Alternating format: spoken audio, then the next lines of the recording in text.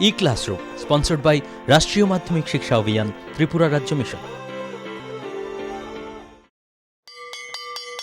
মাধ্যমিক স্তরের শিক্ষার গুণগত মানকে সুনিশ্চিত করার লক্ষ্যে রাষ্ট্রীয় মাধ্যমিক শিক্ষা অভিযান, ত্রিপুরা রাজ্য মিশন কর্মরত মাধ্যমিক স্তরের শিক্ষক ও বিদ্যালয় প্রধানদের প্রশিক্ষণ, বিজ্ঞান শিক্ষণ সামগ্রী প্রদান, ছাত্রীদের আত্মরক্ষামূলক প্রশিক্ষণ, মেধায় পিছিয়ে পড়া ছাত্রছাত্রীদের বিশেষ শিক্ষাদান, প্রতিবন্ধীদের জন্য অনুদান, রাজ্যে কলা উৎসব আয়োজন সহ অন্যান্য কর্মসূচি রূপায়ণ করছে।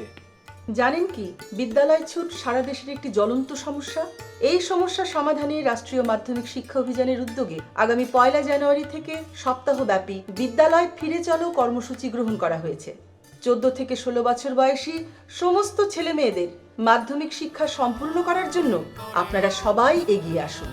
মাঝপথে যারা লেখাপড়া ছেড়ে দিয়েছো বন্ধুরা, তোমরা বিদ্যালয়ে আবার ফিরে এসো। রাষ্ট্রীয় মাধ্যমিক শিক্ষা অভিযান।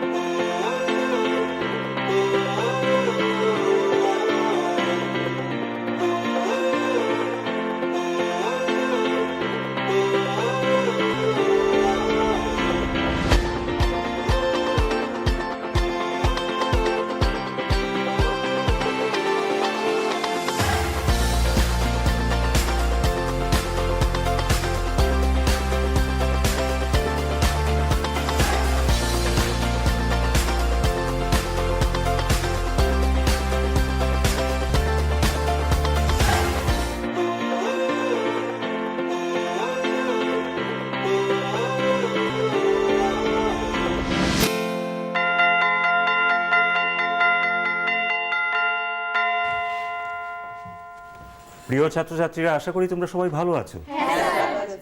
দেখো, এমনটা নয় যে আমরা সবসময় ভালো থাকি বা সুস্থ থাকি।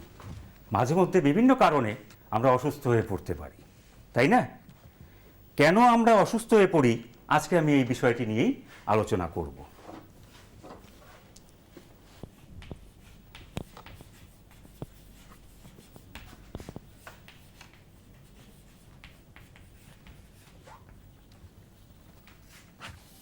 তাহলে কেন আমরা অসুস্থ হয়ে পড়ি? প্রথমেই আমি আসছি, স্বাস্থ্য কাকে বলে? What is health?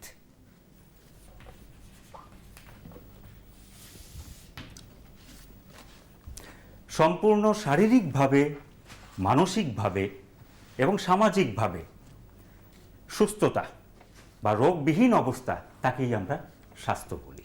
কেমন? কথাই আছে যে স্বাস্থ্যবান ব্যক্তি সব কাজ সঠিকভাবে, সদর্থকভাবে, সুষ্ঠুভাবে পালন করতে পারে। জীবনের প্রতিটা মুহূর্ত সে পরিপূর্ণভাবে উপভোগ করতে পারে। সে অধিক কর্মদক্ষ হয়, কার্যক্ষম হয় এবং দীর্ঘায়ু হয়। স্বাস্থ্যই সম্পদ, স্বাস্থ্যের চাইতে বড় সম্পদ আর কিছু নেই। এখন এই স্বাস্থ্য কোনো না কোনো কারণে তার মধ্যে বিঘ্নতা দেখা দিতে পারে, মানে স্বাস্থ্যের হানি করতে পারে।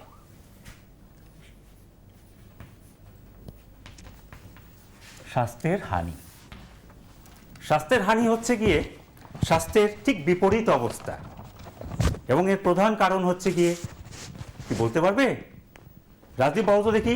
হ্যাঁ স্যার, স্বাস্থ্যহানির প্রধান কারণ হলো রোগ। ঠিক বলেছো তুমি, বসো। তাহলে স্বাস্থ্যহানির প্রধান কারণ হচ্ছে গিয়ে রোগ। রোগ এই শব্দটি এসেছে ইংরেজি শব্দ ডিজিজ থেকে। ডিজ ইজ, ইজ মানে হচ্ছে গিয়ে স্বস্তি, ডিজিজ স্বস্তির অভাব মানে হচ্ছে গিয়ে আরামের অভাব। আমরা যখন অস্বস্তি বোধ করি, তার মানে আমাদের মধ্যে কিছু রোগ হয়েছে বলে বা কোনো রোগের কারণ দেখা দিয়েছে বলে আমরা মনে করতে পারি। এবার আমি আসছি রোগ, তার সংজ্ঞা। রোগকে আমরা কিভাবে সংজ্ঞায়িত করব? দেহের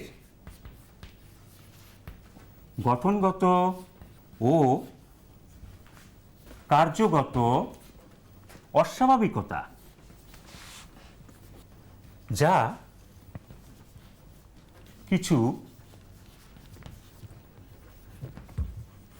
লক্ষণ দ্বারা প্রকাশিত হয়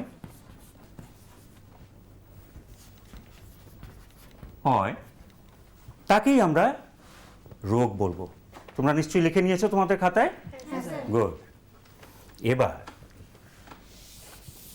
রোগ প্রধানত মানব দেহে দু ধরনের হয়ে থাকে। একটা হচ্ছে কি শারীরিক রোগ,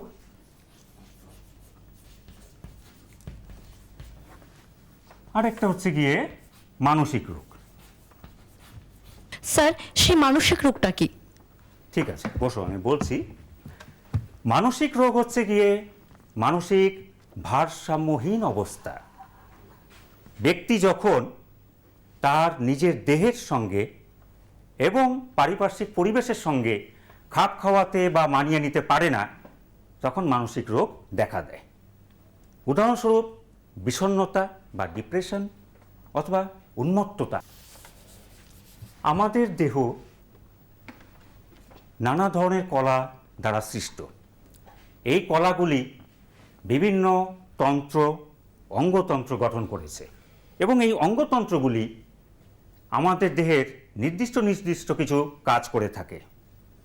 যদি কোনো কারণে এই অঙ্গতন্ত্রের কাজের ব্যাঘাত ঘটে বা বিঘ্ন ঘটে, তখন কিছু লক্ষণ বা উপসর্গ দেখা দেয়। এই লক্ষণ বা উপসর্গগুলি নির্দিষ্ট নির্দিষ্ট রোগকে চিহ্নিত করে দেয়। এখন বলতে পারো যে আমরা এই লক্ষণ দেখে নিশ্চয়ই তাহলে রোগ চিনে নিতে পারি? না, এমনটা হয় না।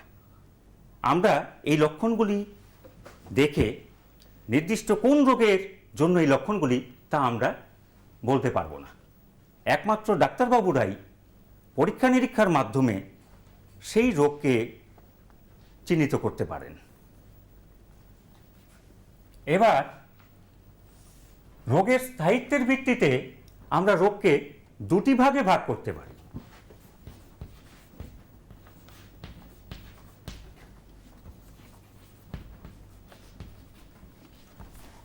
তাহলে স্থায়িত্বের ভিত্তিতে রোগকে আমরা দুটি ভাগে ভাগ করতে পারি। তোমরা সঙ্গে সঙ্গে লিখে নাও। স্যার কি কি বলছি আমি। একটা হচ্ছে গিয়ে সংকটাপন্ন রোগ, অপরটি হচ্ছে গিয়ে দীর্ঘমেয়াদী রোগ। তোমরা সবাই লিখে নিয়েছো? এবার সংকটাপন্ন রোগ বলতে আমরা কি বুঝি? সংকটাপন্ন রোগ, যাকে ইংরেজিতে অ্যাকিউট ডিজিজও বলা হয়, এই রোগগুলি স্বল্পমেয়াদী হয়, বেশি দিন স্থায়ী হয় না, কয়েকদিন থেকে সপ্তাহখানেক পর্যন্ত স্থায়ী হয়। যেমন সাধারণ ঠান্ডা লাগা, পেটের রোগ, ডায়রিয়া, আমাশয় ইত্যাদি। এবার হচ্ছে গিয়ে ক্রনিক ডিজিজ, যেটা হচ্ছে দীর্ঘমেয়াদী রোগ। ক্রনিক ডিজিজ, এই রোগগুলি দীর্ঘমেয়াদী, এরা মাসখানেক, বছর, এমনকি সারা জীবনব্যাপীও স্থায়ী হতে পারে। যেমন ডায়াবেটিস বা মধুমেহ,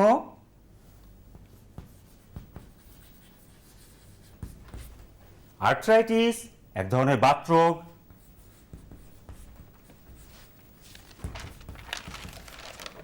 ইত্যাদি।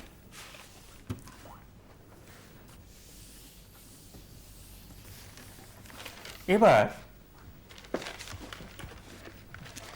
রোগের উৎসের ভিত্তিতে তার কারণগুলিকে আমরা প্রধানত দুটি ভাগে ভাগ করতে পারি। তাহলে রোগের উৎস অনুসারে রোগকে দুটি ভাগে ভাগ করা যায়।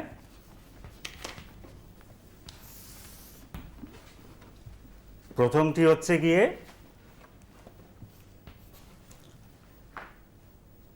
অন্তস্থ কারণ,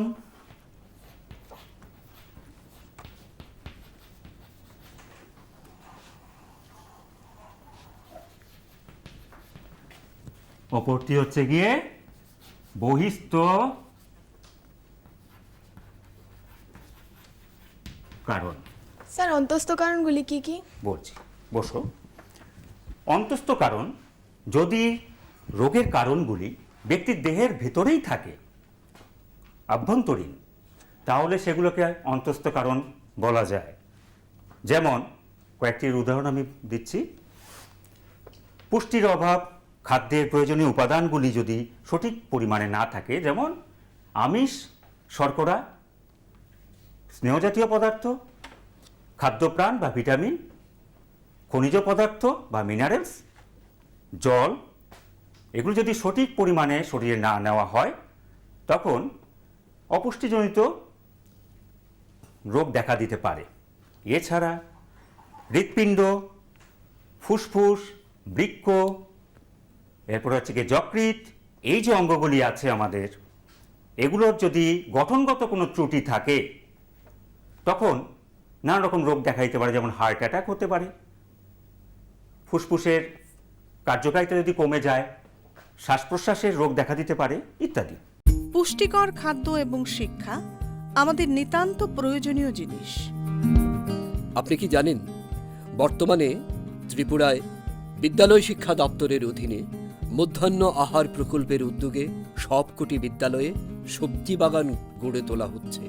ছাত্রছাত্রীদের পুষ্টিকর খাদ্য প্রদান করার লক্ষ্যে সেই বাগানে উৎপাদিত সার এবং কীটনাশকবিহীন সবজি প্রথম থেকে অষ্টম শ্রেণীর শিক্ষার্থীদের মিড ডে মিলে ব্যবহার করা হয়।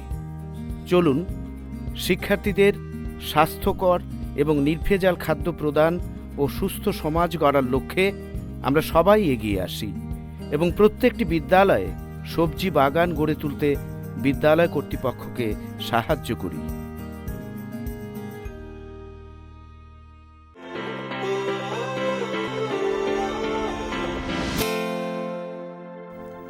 এরপরে আছে হরমোনের, আমাদের দেহে রাসায়নিক পদার্থ হরমোন, যা দেহের বৃদ্ধিতে এবং দেহের গঠনগত দিক দিয়ে বিশেষ ভূমিকা পালন করে। এবং এই হরমোনের ভারসাম্য যদি বিঘ্নিত হয় কোনো কারণে, তাহলেও নানা রোগ দেখা দিতে পারে, যেমন অতিকায়ত্ব, বামনত্ব ইত্যাদি। এছাড়া আমাদের দেহের নিজস্ব অনাক্রম্যতন্ত্র, তার অক্ষমতা, কাজ করার অক্ষমতা, যদি ঠিকমতো তা কাজ না করে, তখন দেহে প্রবিষ্ট রোগ জীবাণুকে সে ধ্বংস করতে পারবে না, প্রতিরোধ করতে পারবে না। এগুলো হচ্ছে মোটামুটি কয়েকটি কারণ। এবার বহিস্থ কারণে দিকে আমরা আসছি। বহিস্থ কারণগুলি কি কি?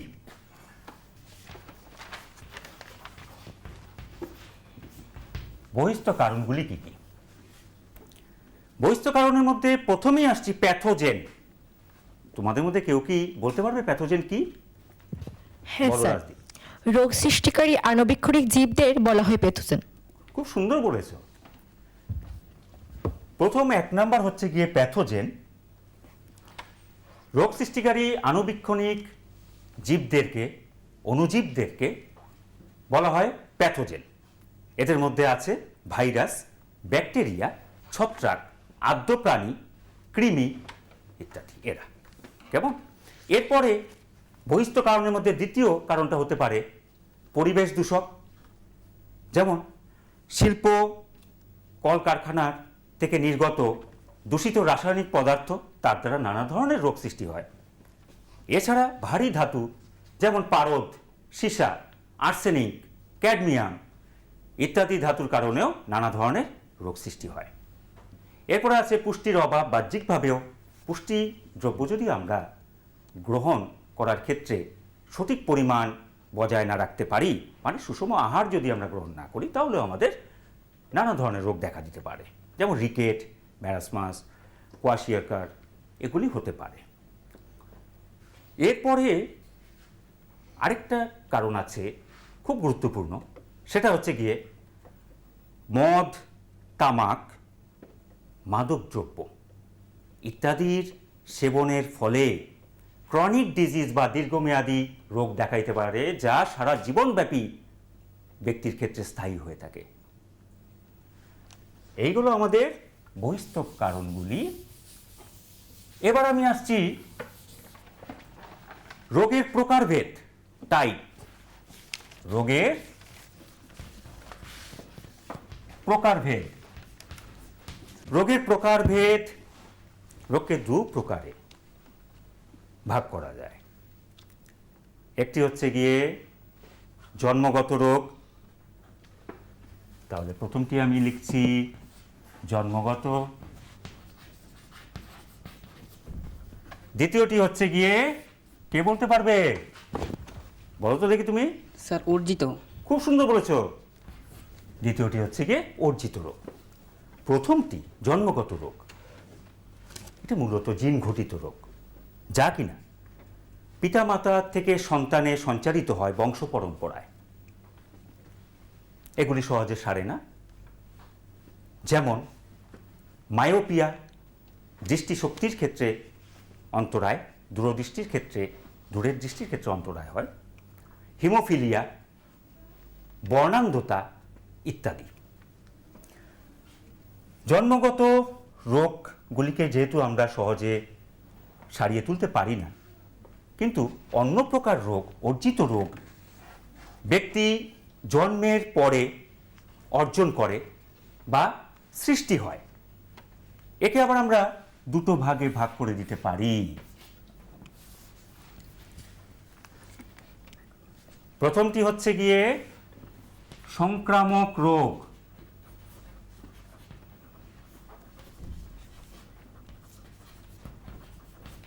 দ্বিতীয়টি হচ্ছে গিয়ে অসংক্রামক রোগ।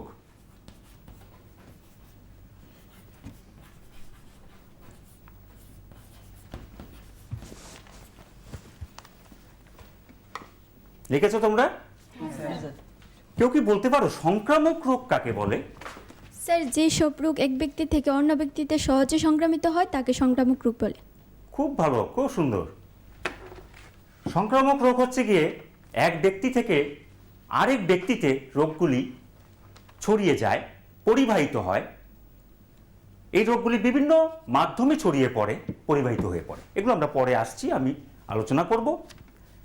অসংক্রামক রোগগুলি হচ্ছে যে সকল রোগগুলি এক ব্যক্তি থেকে আরেক ব্যক্তিতে ছড়িয়ে পড়ে না, সেগুলি হচ্ছে গিয়ে অসংক্রামক রোগ। প্রথমেই সংক্রামক রোগ এবং অসংক্রামক রোগের মধ্যে ডিফারেন্সটা আমরা জেনে গেলাম, পার্থক্যটা আমরা জেনে গেলাম। এবার অসংক্রামক রোগগুলি কি কি? অসংক্রামক রোগগুলি অভাবজনিত কারণে, অভাবজনিত কারণে বলতে পুষ্টির অভাব, খাদ্যের প্রয়োজনীয় উপাদানগুলি সঠিক মাত্রায় না থাকলে, মানে প্রয়োজনীয় সুষম খাদ্যের অভাবের ফলেই হয়ে থাকে। তারপরে আছে ক্ষয়জনিত, বার্ধক্যজনিত কারণে কিছু রোগ দেখা দেয়। অস্টিওপোরোসিস একটা উদাহরণ, হাড়গুলি ক্ষয় হয়ে যায়, ফুটো ফুটো হয়ে যায়। তারপরে আছে অ্যালার্জি, শরীরে বাইরে থেকে বিভিন্ন রাসায়নিক পদার্থ বা খাদ্য পদার্থ যেগুলি আমাদের শরীরে প্রবেশ করলে পরে প্রতিক্রিয়া বা রিয়াকশন দেখা দেয় কিছু লক্ষণের মাধ্যমে, চিহ্নের মাধ্যমে, ওগুলোকে আমরা অ্যালার্জি বলে থাকি। অ্যালার্জি। ক্যান্সার, দেহের কোষকলার অস্বাভাবিক বৃদ্ধি, অনিয়ন্ত্রিত বৃদ্ধি, তার একটা রূপ হচ্ছে গিয়ে ক্যান্সার, খুব ভয়ঙ্কর রোগ। বিপাকজনিত ত্রুটি, আমাদের দেহে কোষের অভ্যন্তরে রাসায়নিক বিক্রিয়া অহরহ চলছে, উপচিতিমূলক, অপচিতিমূলক। এই বিপাক ক্রিয়ার যদি কোনো ভারসাম্যহীন অবস্থা সৃষ্টি হয়, সঠিকভাবে না চলে, তাহলেও রোগ দেখা দিতে পারে। এবার আমরা চলে আসছি সংক্রামক রোগগুলিতে। সংক্রামক রোগ তোমরা লিখে নাও খাতায়। সংক্রামক রোগগুলি বিভিন্ন ধরনের হয়, যেমন কয়েকটার আমি উদাহরণ দিচ্ছি। 1 নাম্বার ভাইরাস ঘটিত জন্ডিস,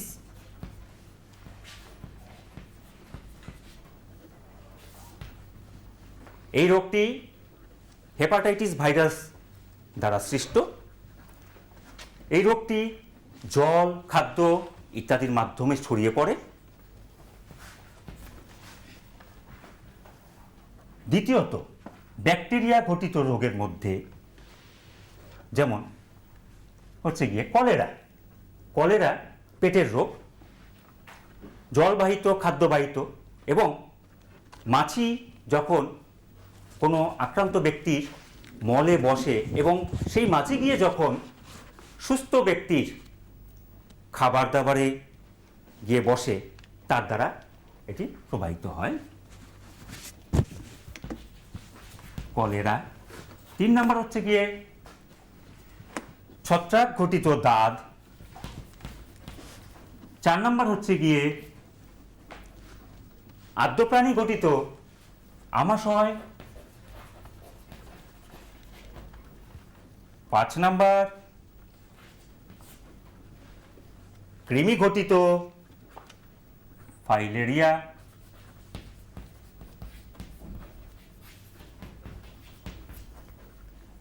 ইত্যাদি। তাহলে তোমরা নিশ্চয়ই জানতে পারলে সংক্রামক রোগগুলি কি কি। কয়েকটা উদাহরণ আমি দিলাম, কিভাবে তারা ছড়ায় তাও আমি বললাম। এবার আমি তোমাদেরকে একটা ভিডিও ক্লিপিংস দেখাবো, যেখানে তোমরা বিভিন্ন রোগ সৃষ্টিকারী জীবাণুদের দেখতে কেমন হয়, কিভাবে তারা সংক্রমণ ঘটায়, এগুলো তোমরা দেখতে পারবে। ভালো করে লক্ষ্য করো। প্রথমেই তোমরা দেখছো প্যাথোজেন। রোগ সৃষ্টিকারী জীবাণুদেরকে প্যাথোজেন বলে।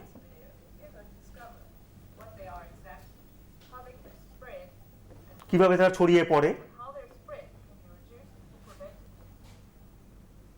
তারপর তোমরা দেখো ভাইরাস, ব্যাকটেরিয়া, আর্দ্রপ্রাণী, ছত্রাক, এরা দেখতে কেমন হয় তোমরা নিশ্চয়ই দেখতে পাচ্ছ। এদেরকে অণুবীক্ষণ যন্ত্রের সাহায্যে দেখতে হয়। অনেক বিবর্তিত করার পরেই তাদেরকে দেখা যায়। তারা আমাদের দেহে প্রবেশ করার পরে আমাদের দেহে সংক্রমণ ঘটায়। কি কি রোগ ঘটায় দেখো, টাইফয়েড, কলেরা, আমাশয় ইত্যাদি। এবং এরা এত ছোট, কয়েক গুণ বিবর্তিত করতে লাগে, বড় করে দেখতে লাগে আমাদের। তারপর দেখো এরা আমাদের কোষের ভেতর প্রবেশ করে বংশবৃদ্ধি করে, প্রজননের মাধ্যমে বংশবৃদ্ধি করে, সংখ্যায় বৃদ্ধি পায়, এবং তারা তারপরে আমাদের রক্ত বাহিকার মধ্যে প্রবেশ করে রক্তের মাধ্যমে বিভিন্ন অঙ্গ প্রত্যঙ্গে ছড়িয়ে যায়। বিভিন্ন রোগগুলিকে দেখানো হচ্ছে এইডস, মাম্পস ইত্যাদি। ছত্রাক ঘটিত রোগ, যা ময়লা, পোশাক আশাক এবং আসবাবপত্রের মাধ্যমে ছড়ায়। যেমন অ্যাক্লিস ফুট একটা রোগ, চর্মঘটিত রোগ দেখা যাচ্ছে। তারপর দেখো আসবাবপত্রের মাধ্যমে কিভাবে ছড়ায়। অপরিচ্ছন্ন আসবাবপত্র থেকে ছত্রাক ঘটিত রোগ বেশি ছড়ায়। ক্যান্সার এবং এইডস, মারাত্মক সব রোগগুলি। প্রোটিস্ট, আর্দ্রপ্রাণী, এটা এককোষী হয়। অ্যামিবিক ডিসেন্ট্রি আমাশয় সৃষ্টি করে। এন্টামিবা হিস্টোলাইটিকা পরজীবীটি নাম। মশা বাহক হিসাবে কাজ করে, রোগের জীবাণু বহন করে নিয়ে যায়। ম্যালেরিয়া সৃষ্টি করে, প্লাজমোডিয়াম ভাইভাক্স নামক জীবাণুটি সে বহন করে। আমরা পরবর্তী অংশে আসছি, সেটা হচ্ছে গিয়ে রোগ বিস্তারের মাধ্যম। খুব সংক্ষেপে আমি বলছি, রোগ বিস্তারের মাধ্যমগুলি হচ্ছে গিয়ে জল, বায়ু, মাটি, যৌন সংসর্গ, বাহক দ্বারা এবং ফোমাইটজাত মানে রোগীর ব্যবহৃত জামা কাপড়, বাসনপত্র ইত্যাদির দ্বারা। এছাড়া রোগ নিরাময় সম্পর্কে আমি অল্প কয়েকটা কথা বলছি। রোগ নিরাময় দুভাবে করা যায়। একটা হচ্ছে ঔষধ প্রয়োগের মাধ্যমে রোগের চিকিৎসা। বিভিন্ন অ্যান্টিবায়োটিক ঔষধ আছে, ব্যাকটেরিয়া এবং ছত্রাক জাতীয় রোগগুলিকে আমরা দমন করতে পারি, কিন্তু ভাইরাস জাতীয় রোগকে আমরা দমন করতে পারি না। ভাইরাসের জন্য ইন্টারফেরন ইনজেকশন, অ্যামিটিডাইন ঔষধ, রেমেটিডাইন ঔষধ ইত্যাদি আমরা ব্যবহার করতে পারি। এছাড়া আরেকটা হচ্ছে গিয়ে আমাদের দেহের বিশেষ একটা ব্যবস্থা আছে, অনাক্রম্য ব্যবস্থা। এই ব্যবস্থার মাধ্যমে রোগের জীবাণু দেহে প্রবিষ্ট হওয়ার পরেই তার বিরুদ্ধে একটা প্রতিরোধ গড়ে তোলা হয় এবং রোগকে ধ্বংস করা, রোগের জীবাণুগুলিকে ধ্বংস করে দেওয়া হয়। এই জন্য ম্যাক্রোফাজ নামক কোষ আছে, লিম্ফোসাইটের মধ্যে টি লিম্ফোসাইট, বি লিম্ফোসাইট নামক কোষগুলি আছে। এরা রোগ জীবাণুকে একত্রিত করে তারপর তাকে গ্রাস করার মাধ্যমে ধ্বংস করে ফেলে। এছাড়াও আমরা বাইরে থেকে টিকাকরণের মাধ্যমেও আমাদের অনাক্রম্য ব্যবস্থাকে আরও শক্তিশালী, আরও জোরদার করতে পারি। আর স্বাস্থ্যবিধি পালনের মাধ্যমে মানে আমরা নিজেরা যদি পরিষ্কার পরিচ্ছন্ন থাকি এবং পোশাক পরিচ্ছদ যদি পরিষ্কার পরিচ্ছন্ন হয়, আমাদের আশপাশে যদি আবর্জনা মুক্ত থাকে, তাহলে আমরা খুব সহজেই রোগকে দূরে সরিয়ে রাখতে পারি। আজকে এই পর্যন্তই, আগামী দিন আমরা আবার দেখা করব। ধন্যবাদ।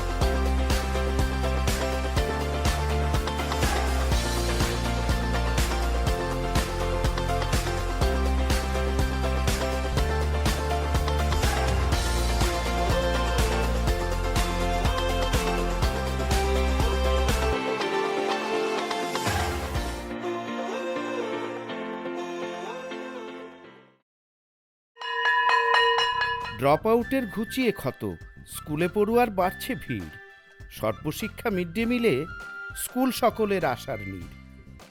রাজ্যের 6 থেকে 14 বছরের সব শিশুদের বিদ্যালয়ের আঙিনায় এনে তাদের বুনিয়াদী শিক্ষা সুনিশ্চিত করতে সর্বশিক্ষা অভিযান বদ্ধপরিকর।